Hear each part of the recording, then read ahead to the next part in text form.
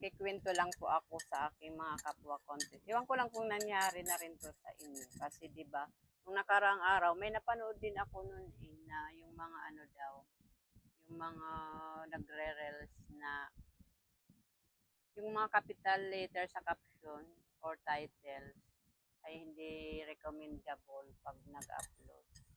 Oo nga po, kasi nung isang araw nag-upload ako ng reels na lahat ng caption ko, tsaka yung title, lahat capital letters, hindi siya recommendable. Kaya ang ginawa ko, kinabukasan, inulit ko siya. Ayun, naging recommendable na siya. Ganun po pala, totoo po pala. Iwan ko lang kung sa inyo din po mga ka-reels, nangyari din po yan sa inyo.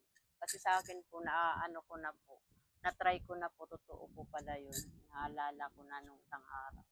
Hindi ko totoo pala. Sabi ko, wala, totoo pala. Not recommendable pala kapag mga capital letters ang nilagay mo sa inyong caption. Sa inyong caption, totoo po pala yun. I-share ko lang kasi kumbaga sa akin na naranasan ko lang po yung ano ko, yung ginawa ko na hindi pala siya recommendable kapag capital letters ang mga caption. Salamat po, share ko lang ang aking karanasan sa Reels. Thank you po for watching. Magkape po tayo.